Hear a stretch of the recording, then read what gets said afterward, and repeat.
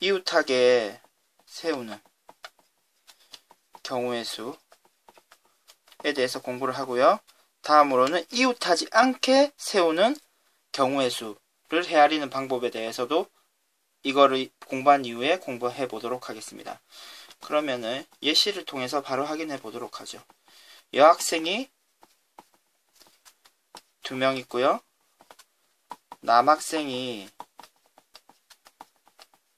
4명 있습니다. 이와 같은 경우에 여학생끼리는 줄을 세운다고 가정했을 때요. 여학생끼리는 이웃하여 서는 경우의 수는 몇 가지가 있을까요?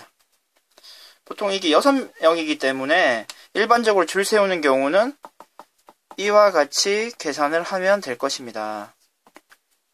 하지만 여학생끼리는 이웃을 해야 되기 때문에 그럼 여학생들 그리고 남학생은 대머리네요. 이렇게 6명이 있는데요. 여학생끼리 이웃하게 세우는 경우는 여학생들을 하나로 취급을 하면 됩니다. 그러면은 지금 5명이 있는 것과 같기 때문에 다음과 같이 되겠죠.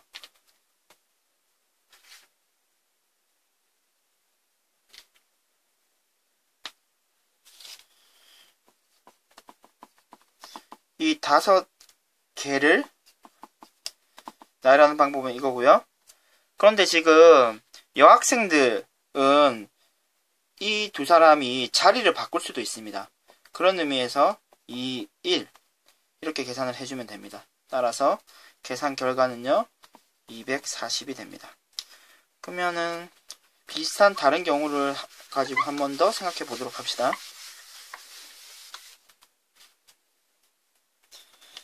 남자가 4명 있고요. 여자가 3명 있는데요. 여학생 3명은 이웃하여 서는 경우의 수를 한번 확인해 봅시다. 여학생이 3명 있고요. 대머리 남학생 4명 있습니다. 그러면 어떻게 한다고요? 여학생끼리는 이웃하여 서야 되기 때문에 3명을 1명으로 취급합니다. 따라서 그러면 5명이 있는 것과 같기 때문에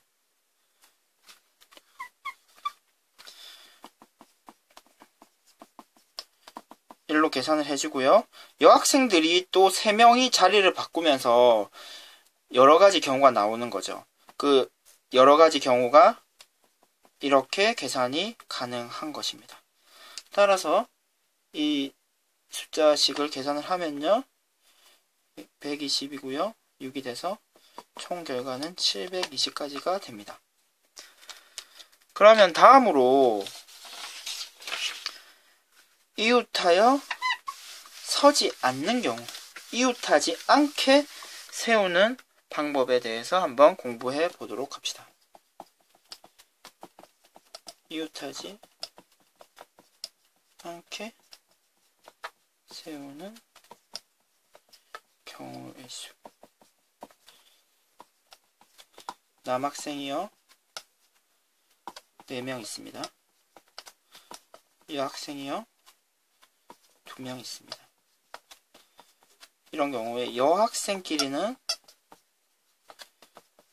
이웃하여 서지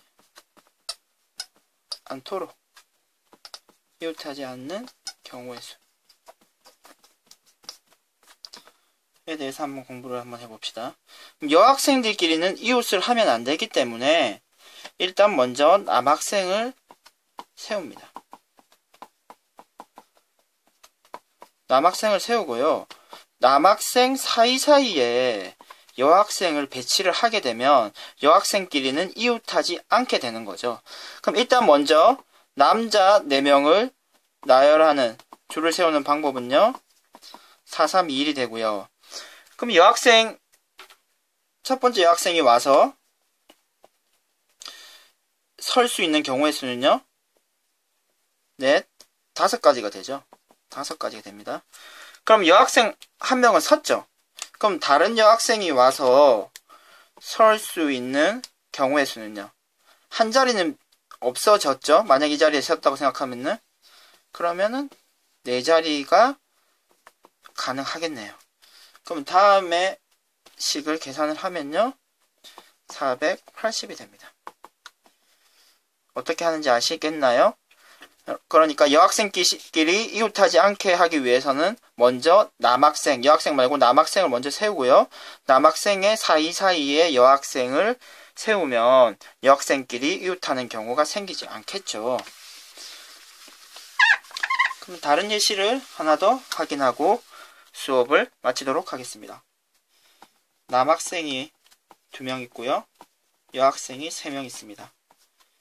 남자 2명이 이웃하지 않게 줄을 세우는 경우의 수. 그럼 어떻게 해야 될까요? 먼저 여학생을 배치를 해야 되겠네요. 여학생을 배치합니다. 그리고 사이사이에 남학생을 배치하면 되겠죠. 그럼 여학생을 줄을 세우는 방법은요. 이렇게 되고요.